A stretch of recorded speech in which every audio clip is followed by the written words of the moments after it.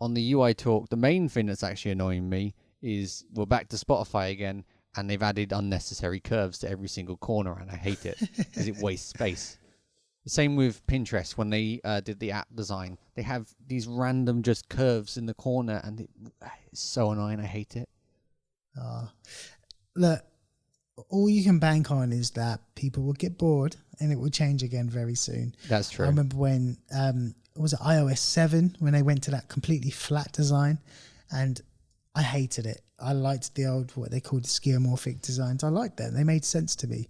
And I think slowly we're now starting to kind of compromise and have an in-between, like with shadows and things like that. And yeah, I think it will all come back. From Press Red, welcome to Functions. This episode is episode 5. My name is Mac Blackman. I'm joined by Eli Chure. Hello, Eli. Hey, Mac. Right, so we did talk about WWDC, but we didn't talk about Google that much, which had their Google I.O. event before. Yes. Did you watch much of that? So I saw one of those, the highlight reel, where it was like Google's I.O. event in 18 minutes. So yeah, I got the gist of it, yeah, for sure. I guess you watched the same one as me from Verge then. Yes, I did, yeah. Because I also missed it. I kind of came back and went, oh, that happened. But also, I find the Google ones are not as engaging, so I'd rather watch the highlights. Agreed. I've never found them that entertaining and kind of, I guess, cringy in a way. But I wanted to talk about their weird technology that they announced there. Okay. So they announced their flip phones, which are becoming a thing. What's your opinion on flip phones? I like the idea. I like the utility of it, not being able to smash your screen necessarily, although they have screens on the other side of the shell. But yeah, just having a bigger screen in a smaller form factor makes sense. I don't like them. No? No. I find that they're too fragile at the moment. I can see them being really good in the future, but at the moment, it's not much, is it? No, and they need to get the screens off of the outside. Yes. Like, what are they assuming, that we can't wait to see the screen, so we need one on the outside as well? Well, they're thinking about the old flip phones, which used to have the screens on the back saying information, but they weren't that useful, and everyone got rid of them for a reason. So we had flip phones, Mac. I'm going to take you back to school now. When we first got flip phones, I had a StarTech, which is made by Motorola. Have a look at it. And it's a flip phone with a tiny aerial, and it has one screen on the inside. StarTech Motorola. Actually, I'm going to look too, because I haven't seen it for a long time. And you had a screen on the inside, and the beauty of that was you couldn't break it because you just had a plastic shell on the outside. And then I remember when, I think it was Sony Ericsson first started making these flip phones with screens on the outside. We should just go back to having a screen on the inside. It's a great phone, right? Yeah, I actually like the idea of that. That looks quite safe. It makes the main part of it safe, I'd say. Yeah. That's a brilliant phone. If they could do that with a better screen on the inside, I think they'd be really successful, because you'd have a certain demographic, like builders, for example, who could put a phone in their pocket without worrying about breaking it. Yeah. I mean, they do make rugged phones, don't they? Yes. They're pretty ugly. They are, but they do what they're supposed to. Yeah. Did you also see their kind of new FaceTime technology? It's not FaceTime, obviously, but it's the one that kind of captures depth of its surroundings, so you can look around things. I think that's really cool, and I want that. That looks amazing. It requires quite a lot of gear at the moment, like the big space and the big screen and whatnot, but I'd like to see it in real life. It sounds like one of those things that you need to experience. I think it's a little bit ominous at the moment, because I can't imagine it being used in many places, but I guess a meeting for one person. Well, it would be used in boardrooms, I imagine. Yeah. Have you been in boardrooms where they've got those massive cameras nowadays? Because no, I have not. With I've speakers attached to the sides. People talk about it. Yeah, I imagine. I was in one just this week, actually, on Thursday. I can imagine them being there and the technology getting better so that you could have groups of people in front of that staging area. What I found interesting was the they always have these little digs at Apple, and they're talking about what's the messaging the RCS technology. the messaging technology, and them kind of having these cheeky little digs at Apple for not joining in this standard that they have. You mean the standard they've closed off? What do you mean? So they've been bragging recently about the fact that they're so open with their standard of allowing people to phone call and text people openly. But a couple of weeks ago, the latest update announced that they're removing the ability for other companies like Samsung. Well, other companies using the open source version, not the company version, but the open source version, will have to download a phone app and a text app. They can't use the default one. Oh, right. But they're desperate for Apple to join it. They are desperate for Apple to join it because I guess in the early 2000s, when Apple first started releasing the iPhone, they really marketed against those green bubbles. And they probably didn't need to. They put extra time and effort into changing the color of a bubble because it's a different phone. Just so they could kind of go, haha, they're not using iPhone. Shame them. Well, yeah, that's the whole point, right?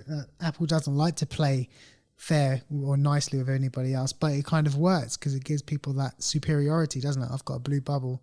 And it's kind of strange because a lot of these tech videos and tech sources we read are American or based in North America, and Apple and iMessage is huge over there. Yeah. iMessage is not huge over here. We don't have group chats in iMessage here, but it's a big thing over there. I have never met anyone who uses group chat in iMessage. WhatsApp, lots of people use WhatsApp, but not iMessage. So that's weird to me. And now it's like, I used to think they're silly for it, but now I kind of feel like, now we're all using Facebook Messenger essentially and giving all our data to them, whilst those guys are all on the Apple kind of secure system. Got to try and move my friends over. I want to talk about Meta later because they've done something very interesting recently, but we'll get back to that later. Oh, okay. What do you think of the Google Pixel tablet? The home dock thing, right? That's the one that docks. Yes. So the Google Pixel tablet is I think it's like a 13-inch or 11-inch tablet, and you can dock it for your kitchen. I think it's a great idea in principle and something that I would probably use. I like it. I'm 50-50 on if I would get it or not because I still prefer iPad OS than Android on tablet. But I like the dock idea, and the fact it changes to a dashboard is quite useful. I can imagine that being on a desk or most likely in a kitchen, actually. Yeah, and I think what they've done psychologically is they know most people are like you and me. I prefer my iPad, but I do have a little Amazon, whatever it is, in my kitchen. Show, and isn't it? Echo Show or something like that.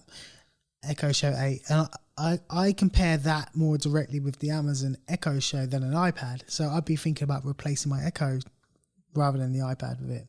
And that's where they're going, isn't it, with the price and the fact that it comes with the dock. Yeah. I can see it being quite useful because I have a family member who has an Echo Show.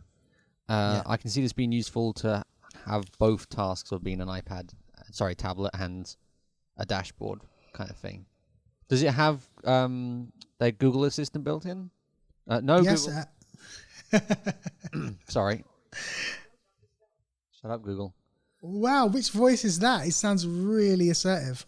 That's the male Google voice. Oh, that's hilarious. He sounds almost a bit scared, but also assertive at the same time. Scared he's going to get told off for getting it wrong. Yeah, it does have the assistant built in, and one thing that's got over Amazon, which is I think they'll be directly competing with, is it has YouTube built in, and the Amazon ones don't, which is pretty crap. They have a very bad version of YouTube built in. You can go via the browser, I think. Yeah, that's it. But you can ask it to bring up a video, and it will bring up that video. Yeah, no one does that.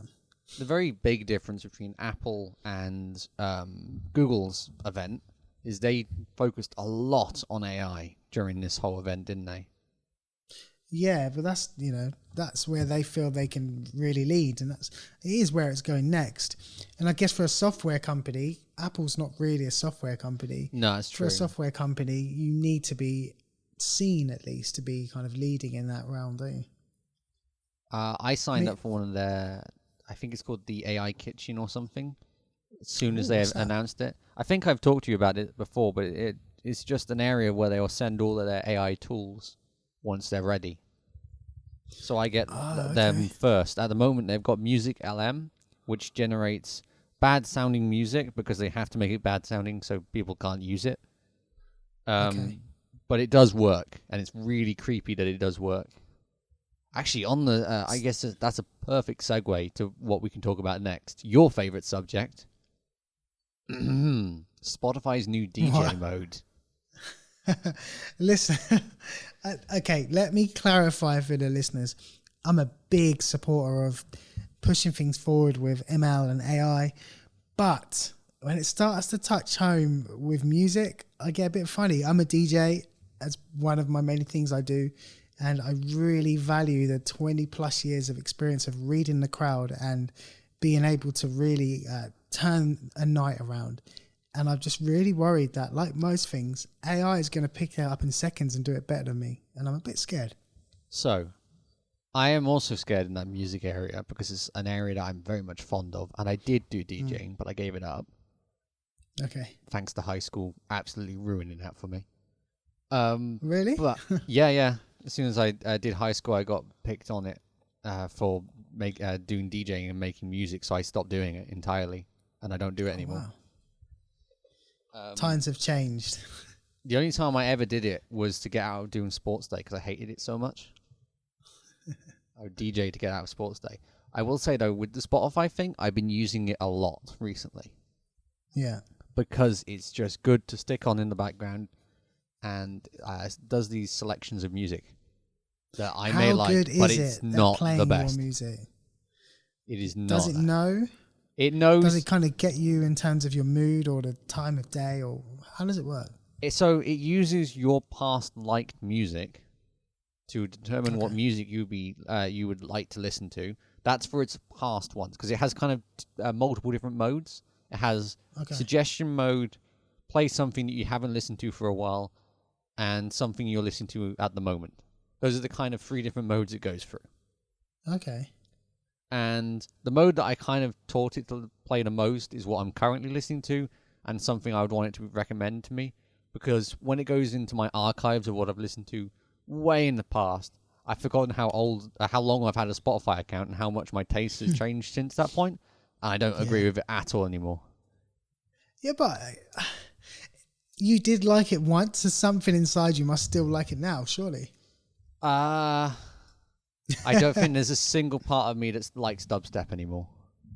Oh, yeah, dubstep is a strange one. It was such a niche that hung around and got overly complicated in such a quick time that people kind of moved away from it. So this Spotify, does it work on free accounts or paid only? Paid only. Right, so it's a premium feature. It is a premium feature, yeah. I mean, listen, this last 2 weeks, I've been on a discovery journey and I've been listening to my old cassettes and mini discs. And cassettes? Actually, cassette tapes, yeah. Really? I bought a 2-deck Pioneer professional cassette deck and got my old cassettes out. And listen, we've got all these modern ways of discovering music, but there's still something about putting a cassette in that you've made, 25 years ago, and being able to fast forward and hit play to see what's next. See, just unbeatable. Me and my dad discussed this, and we are people who buy vinyls because we like the sound of vinyls and we think they look nice, and it's just a nice experience. But we cannot wrap our heads around buying tape now. It may have a better quality or a worse quality. I don't really know. I haven't listened to it, but having to rewind it every time. Well, cassette inherently would be a lower quality than vinyl, right? So cassette was the lowest quality out of them all, but it was the way in which the people used cassettes that was different, because it's not a playing medium, it's a recording medium. So yeah, I guess cassettes would be a very social thing. You'd make cassettes for people and give them to them at school just to kind of show them what you're all about. This is what I like. And they'd give you theirs, or you copy them off of each other. So discovering cassettes is almost like discovering the mood of that summer rather than, discovering an album that everyone would have had. It's very personal. Imagine Whereas doing with a vinyl, podcast like that. not doing it digitally at all, having to put it on a tape and then go, do you want it? Please like it. Yeah.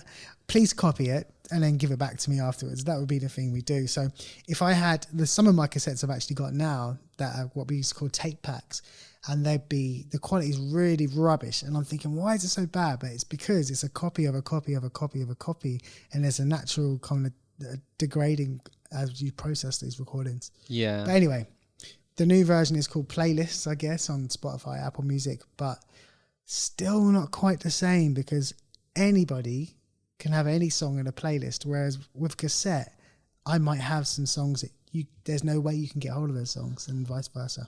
Yeah, I like that about vinyls and older forms of music, being able to discover these music that maybe has been lost to time, that's usually actually quite good, or finding the original of a song that you thought was the original. Yeah. But but I also use Discovery on Spotify to do that, find music for me that I've never listened to. But it's not the same, is it? It's that this is music that other people have discovered or made more recently than that. I think there's space for both. They both can be great. Yeah. And I do hate the conversation where it's good or bad. I just really enjoyed finding a cassette, and you just experience it in a different way. You listen to the whole song because I don't know why, you're more inclined to, because it's more effort to find the next song. You just listen to it to the end. It's not as easy to press skip. With this current machine learning Spotify DJ thing, there are some features with it I don't like. I do not like the voice. It is so American, and it's so off-putting every single time. You'll be listening to quite often I'm listening to soul music. I recently discovered this sort of band, like a week before Glastonbury, called Gabriel's. They're really good, and I've been listening to them. And it would start playing that on the radio. But after a couple minutes, it would then jump in with this very loud American voice going, I see what you're putting down there. I'm going, okay, what? Because I'm very much used to Radio 1 or Radio 6. Not really Radio 2, just skip straight to 6. Music, yeah. And they're more calmer or... No, because Radio 1's more excited, and Radio 6 is calm and just enjoying the music they're putting on. So I'd like more options on what voices we could have. I know for a fact they're not using very famous voices because they're not going to approve of this. Well, they will eventually if the check is big enough, you know. I think that's different in the radio world, though. The radio world is about sharing what you enjoy. Yeah, I mean, commercial radio maybe not so much, but Six Music definitely. You know, Radio 1 no. Six Music and shows like stations like that. But this is where globalization has really had an impact on taste and regionality and regional experience. We, like you said, we're British. We're a bit more laid back. We're a bit more formal in some ways, whereas Americans are sorry American listeners, but they are quite corny. They're quite cheesy, and their radio and their television is really cheeky, cheesy, and tries to be funny. Tell you what I hadn't even thought about. You just pointed out, American listeners. You know 66% of our listeners are American. Oh, really? Yeah. Howdy. Actually, sorry. Carry on. Yeah, I just want to say howdy to all the Americans. we are British. Where was I going with this, Mac? Sorry. I lost my train of thought. I cut you off. Oh, this is where I was going. So you were talking about the voice, and as you're very aware, this is like phase 1 of the radio DJ, AI DJ. And I think it's going to go the way that Apple are going. Have you seen the new Apple iOS 17 voice feature? No. So I know exactly where this idea came from. The one that if you lose your voice, you've got a recorded version of your voice for just in case. Okay, so you remember the website that had that a couple of years back? Yes. Now Apple I don't know if they've bought into this company or if they've just done it themselves, but that's part of iOS 17, and there's 150 phrases you have to read to your phone or your tablet or your laptop. And once you've read those phrases, you can read them over the course of, a couple of days or all in one sitting. It will then use your voice for Siri, and it will use your voice for dictation and anything you like completely. And it'll be able to use all sorts of... Your voice for Siri. So you can have you talking to you. Yeah. So I don't like what's going to happen next, you can see this, is that's going to be the DJ will be you. No, I'm not a fan of that. Where else can it go? I mean, I don't like the idea of having a conversation with myself or going, oh, that was a good suggestion, me. That's weird. I would love to be able to tell my personal assistant, hey, what's the weather going to be like today? And it tells me in my voice. That'd be great.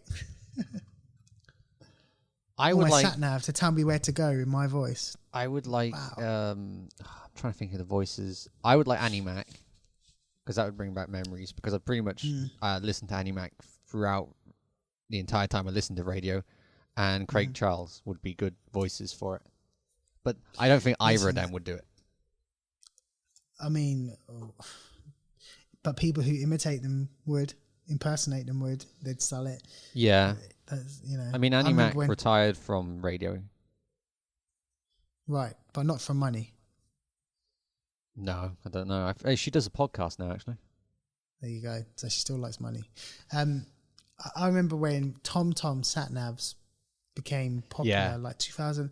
I got one in 2003 for my car, and you could put different voices on, like different celebrities had lended their voices. I'm not sure if it was them or impersonators, but you could buy them, and I bought like Homer Simpson and Arnold Schwarzenegger on my voice, and it would tell me where to go. So I could see that happening again. Get to the chopper. Yeah, exactly. That'd be great. But Homer would say, "Don't," when you missed a turn. That was quite good. I remember there being a huge marketing scheme for the Alexas, of that you can get the voice that you want with it. And I just never saw that. I'm wondering if that's just an American thing, that they only had it in America, or they just lied and never did those voices. Yeah. Very interesting. I have a couple more features about the Spotify thing I think they need to improve, such as the voice mixing, because the voice is always louder than what you're listening to. You've got to kind of time it with turning it down. As soon as you can see the graphic appear on screen for the that little AI guy, you just got to go turn volume down quickly. Otherwise, he's going to be much louder than the music you're listening to. That's not a lot of fun. I don't think I'd enjoy that. No, I don't like that. There's no option. I think they might have done an update recently that fixes it a bit more, because I've been having to turn it down a lot less.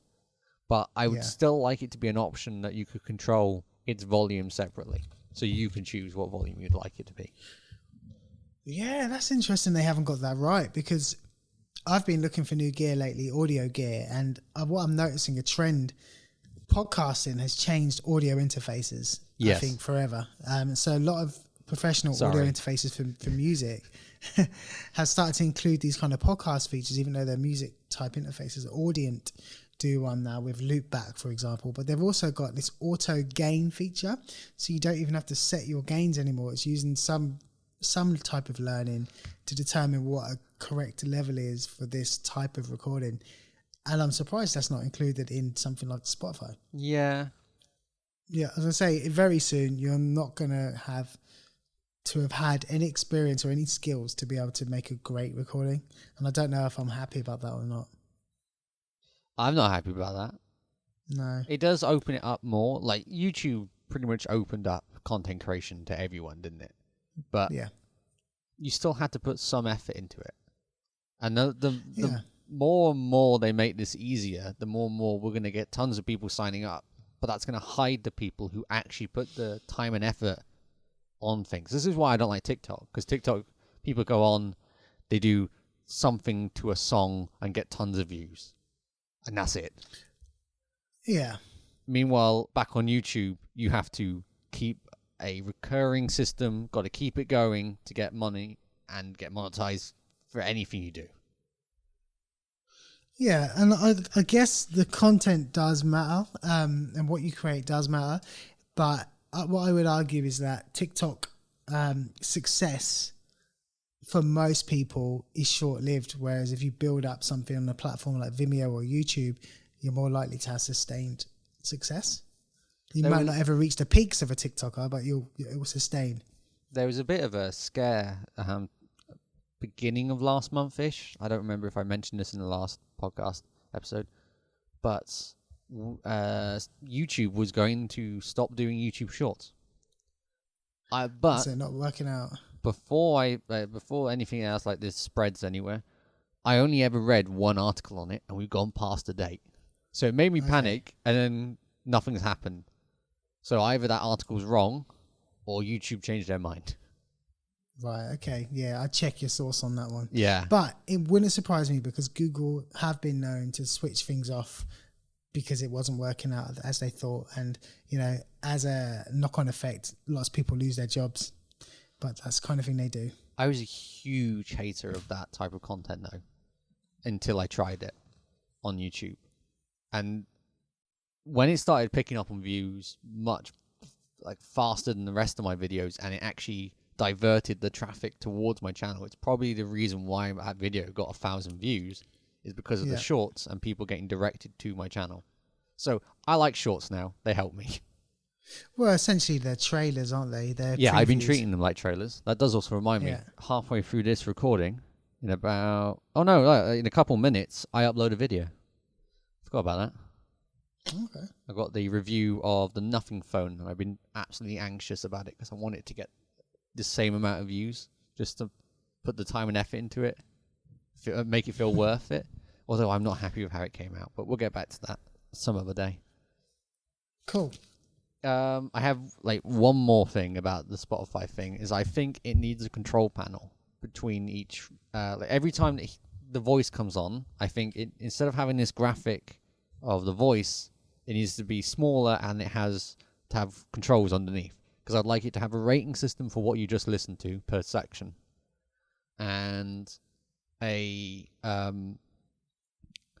slider of how old to new you want the music. I see you have a major problem here, and the problem is you want too much control, and they want it to be set it and forget it, and there's not going to be an agreement there. I don't think. But when you tune into a radio station, if it's a radio station you like to tune into, you usually pick based off genre or time. This will allow you to pick that time period of you're listening to, so it's still randomized, and allows you to tell the AI what you do and don't like. Good luck. They're not going to do that. Yeah, I know. I just can't see it. Makes me sad. And then you get to the point of, well, why do you want? If you want so much control, why don't you just do it yourself?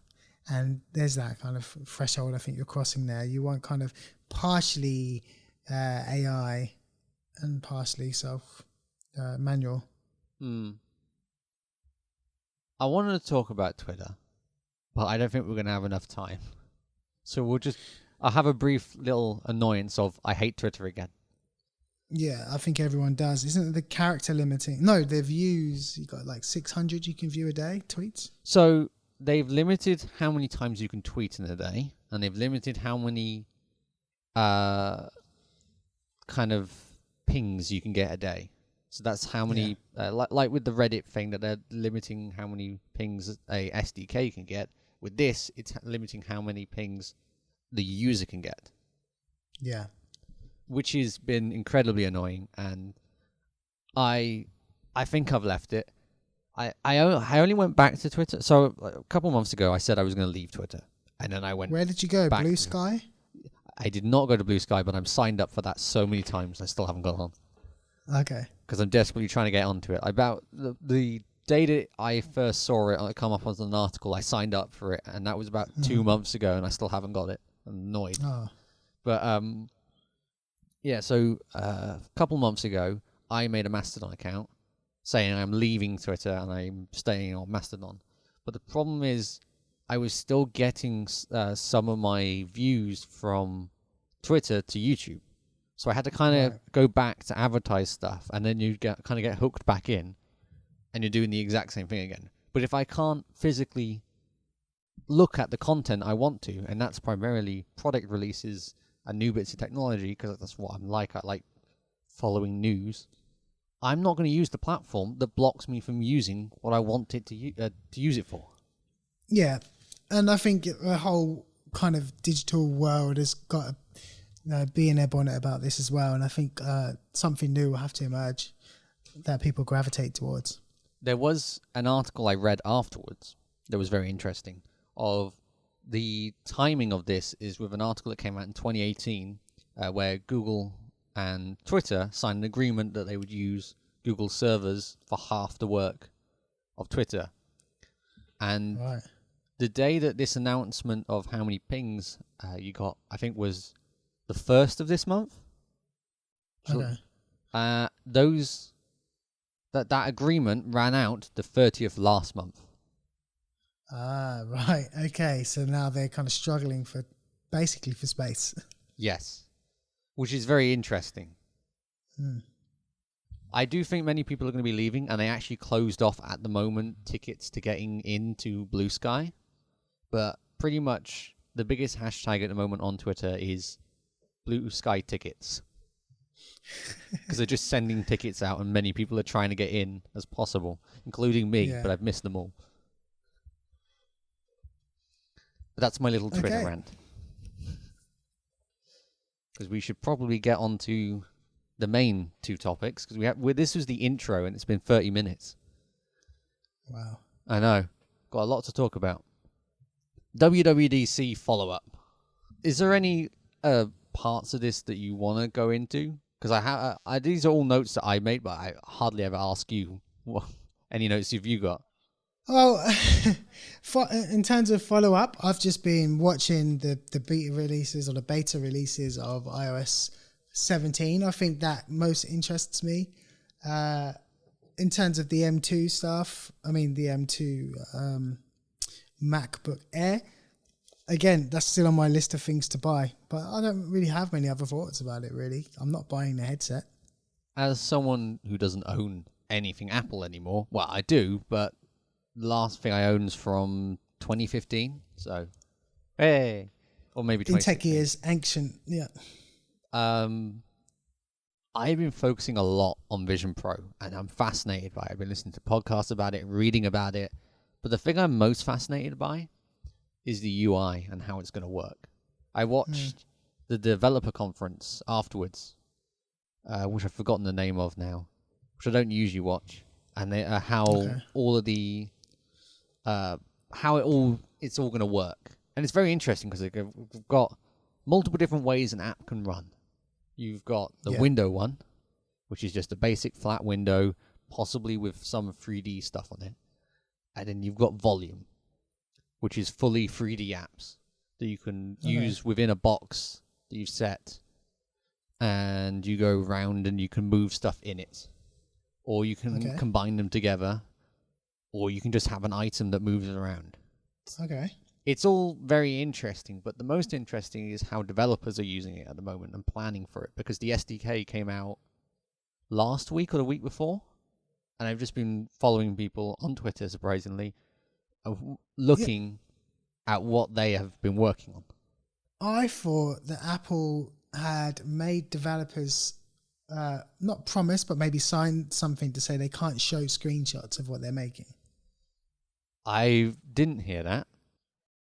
I wouldn't be surprised if Apple would have done that, but I think because they released this SDK openly to developers, any developer, because it's going to be like with the Apple Watch, or I'm trying to think of another product, or the iPad, when they quickly had to get everyone to make apps for these platforms.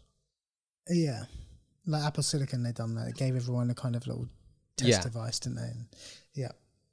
So, with the Vision Pro, I've been looking at interesting ways people have been thinking of how they're going to set it up. And one thing I've found very interesting is location-based tracking. Okay.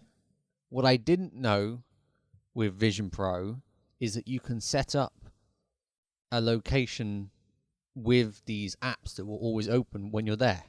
Okay, so they picture people moving around with this thing. I guess so. Okay, because mine would always be like living room. Yeah, turn on the. You got the living room. You could have a chat or something next to a live stream, either on the screen or on the TV. Who knows? And then in the kitchen, you could walk past and you could have an article of cooking ingredients. Although I can't imagine cooking with the Vision Pro on your head, but good luck with that. I can. I think that could be one of the useful applications for it. You look at things and it says you only need a little bit of this ingredient. I think that'd be quite cool. The coolest thing I have heard of so far was someone implementing walkie-talkie with a physical walkie-talkie, well, no, a digital one that you would hold in your hand. What? I think that's really cool. Or another app that's set up, who's thinking of setting up timers that you place around the room so you can keep them in that location. So when you go back there, just tap it. But technology to me always comes back to efficiency. I use technology to be efficient. What's the most efficient way of communicating with a walkie-talkie? Guess what? Talking? Get a walkie-talkie, or push to talk on your watch or whatever device you have. I'm still really struggling to find the core everyday use for this thing. I've heard a lot of people talk about how they don't think the Apple Watch will integrate with the Vision Pro, but I feel like if they want to go anywhere, it needs to, because it's going to be a perfectly good tool for enabling things, maybe acting as a mouse, or as you said, like a walkie-talkie. It's just a great tool you could use alongside the Vision Pro, I can imagine. I mean, it's obviously a tool for your phone, but who says you can't use it for the Vision Pro? Yeah, we'll have to wait and see, I guess. But, as it comes down in price, again, Apple's got that wow factor. All it's going to take is a couple of slick adverts and someone on TikTok to be using it, and we'll all want one. And when it gets cheap enough, we'll all get one.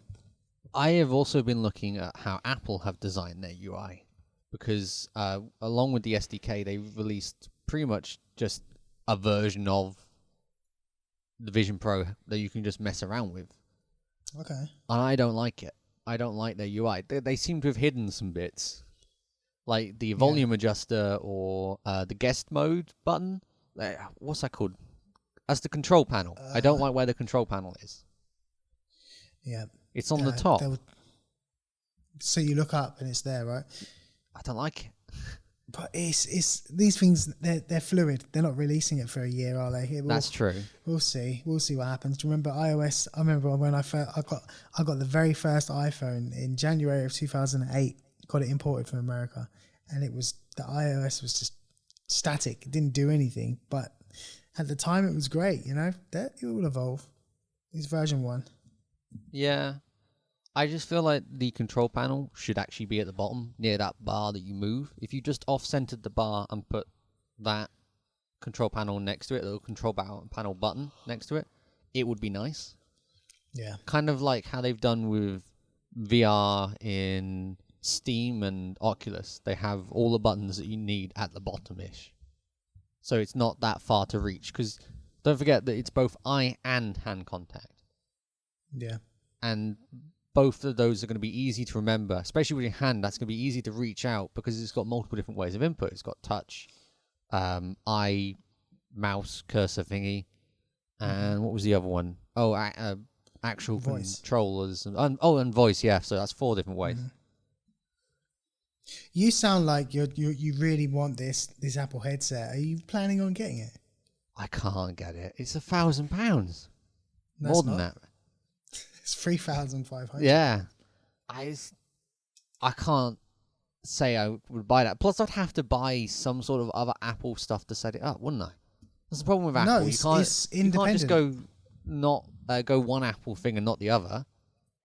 I mean, that's your the only actual Apple device that makes you require another one is the Apple Watch.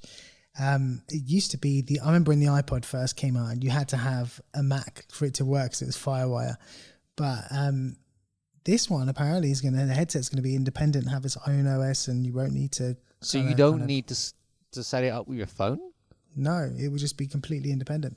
I thought the entire time that you'd have to set it up with your phone. No, it's got its own OS, so it's got the 3 chips in it, right? It's got the M2, which I don't think it will ship with. It's got the new chip. Yeah, I think it will ship with an M3. If it's coming out next year, there's no way it comes out of an M2. I don't think they can do that.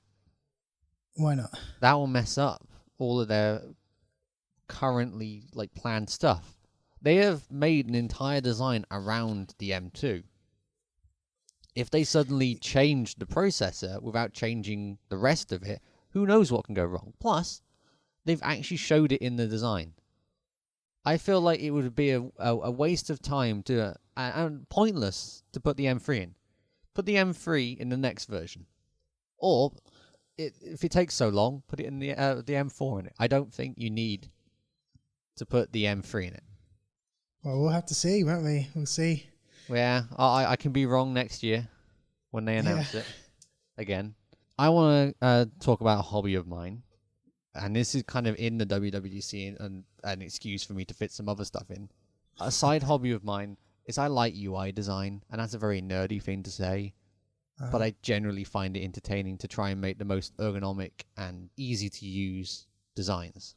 I designed a website for Press Red that I probably won't use in ages, but it's there. It's made in a virtual imagination. Okay.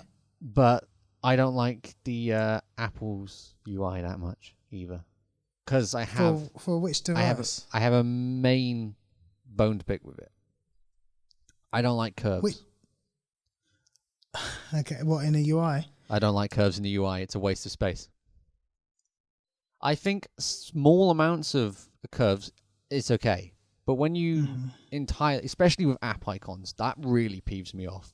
At the moment, I have an Android phone, and I remember I did an update on my Google Pixel 3 where it went from square to circle, and I don't understand why.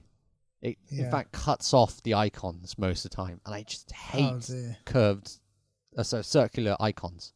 Please give me an option to have non-circular. But that's my same bug with the apps on the Vision Pro. They're all circular based, and in fact the icons are also cut off in the UI design in the settings at the moment. That can change, but wouldn't it be easier just to not stick circles on it? The thing with Apple's design and the kind of rounded, as I look at my dock, the rounded app icons, they all kind of reflect the design cues from the hardware. So as you look at the hardware, the curved corners are kind of just like the apps. And I think subconsciously it kind of feels very like a one thing. And their whole approach is one design, is one platform. It all works together every time. And I can see why they choose that.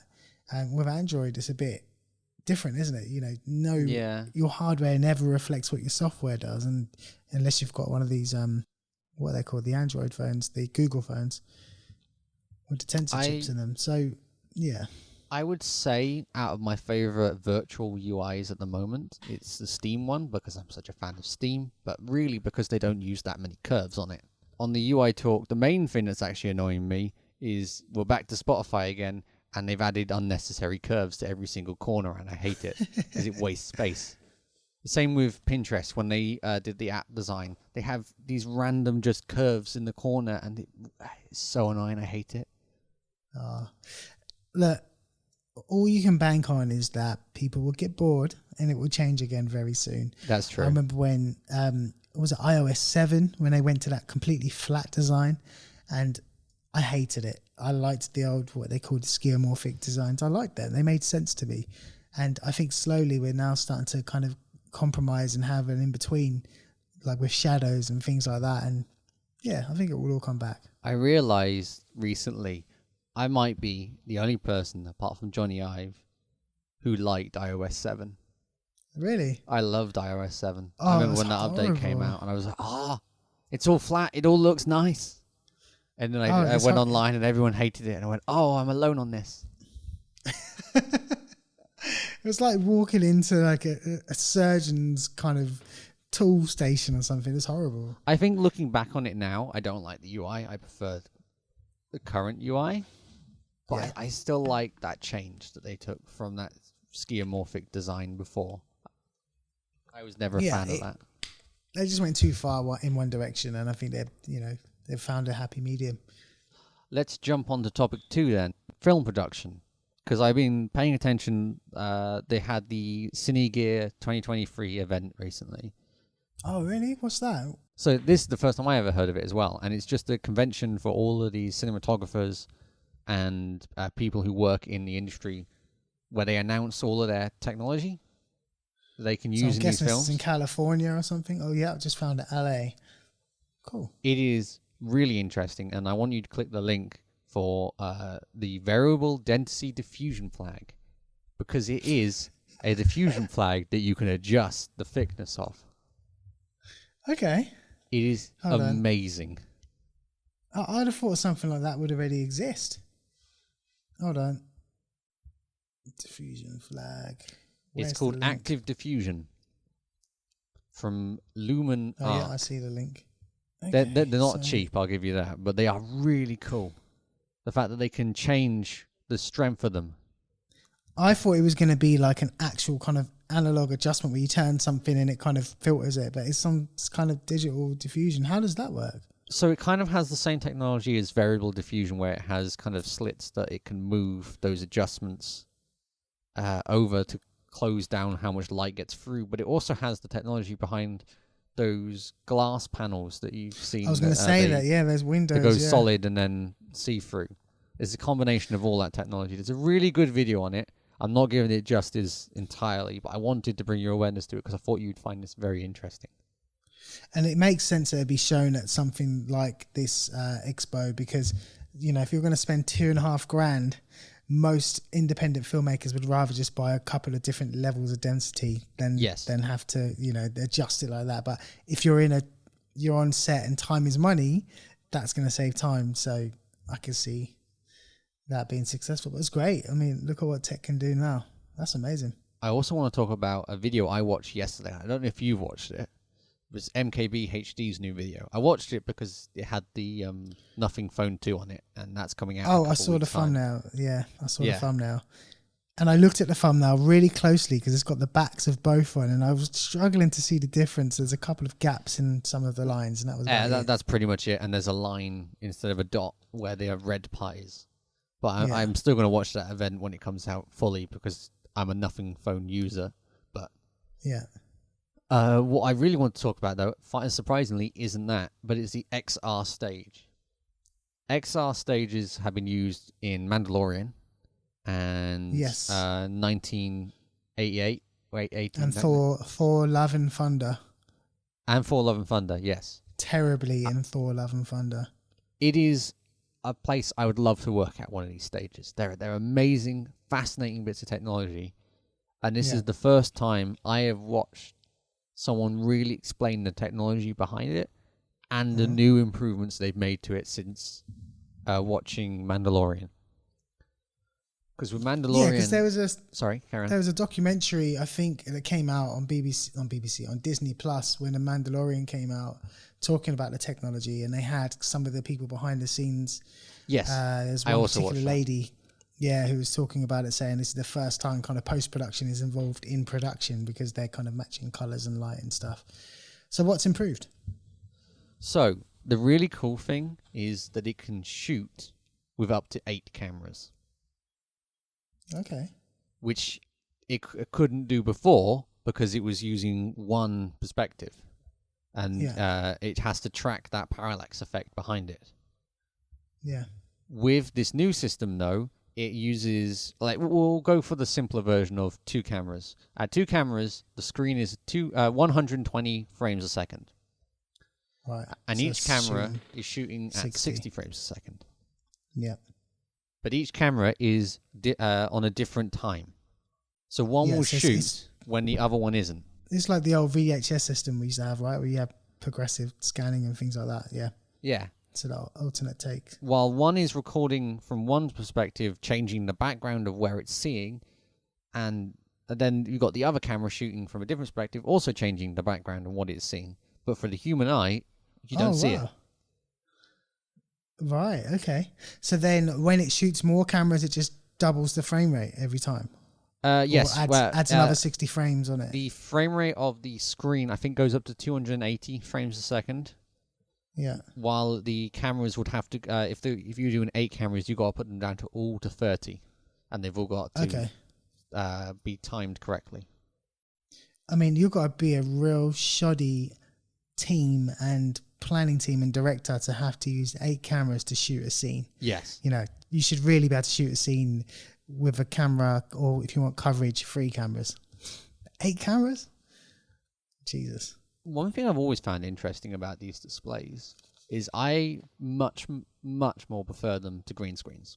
Green screens have their locations and times that they can be useful, but I've always seen them as a hindrance. I like at college, my friends love to use the green screen, and I usually avoid it because I find that the green screen is too difficult to mess around with.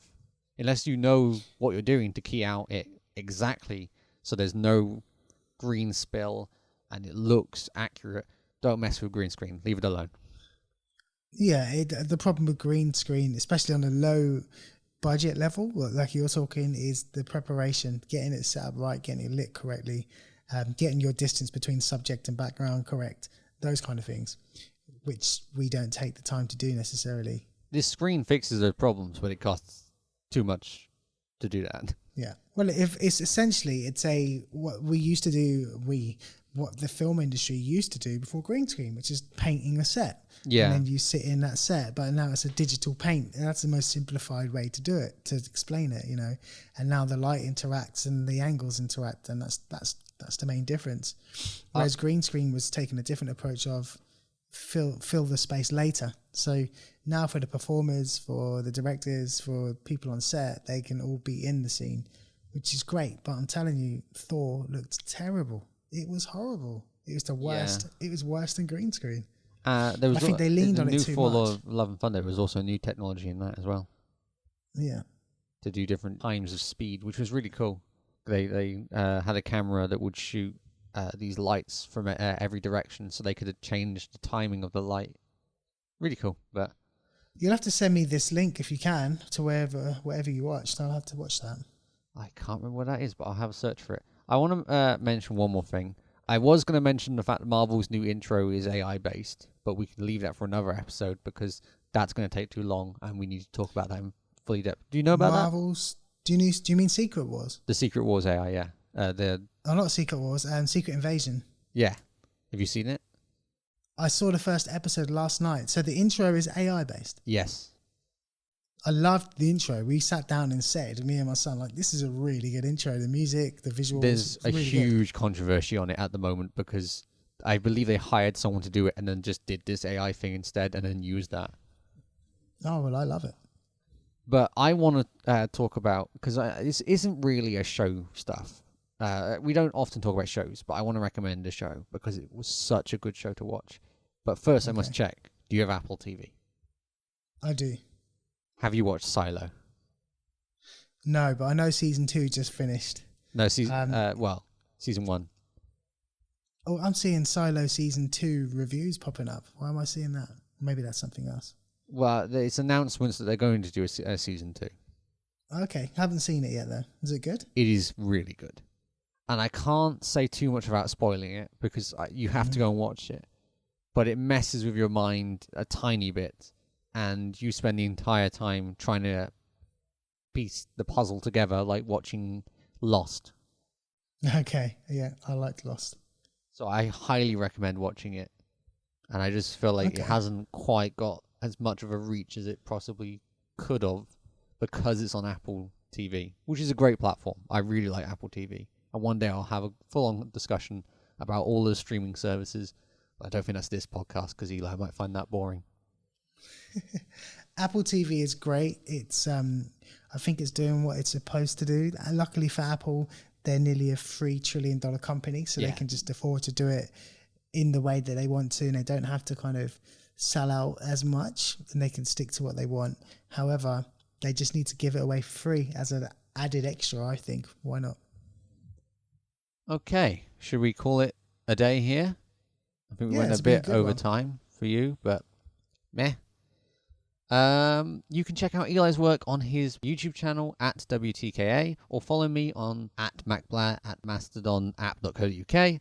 You can send your questions to us on Twitter for not much longer at PressRedPod. Thank you for listening to this episode of Functions. We'll see you next time. Goodbye. Goodbye.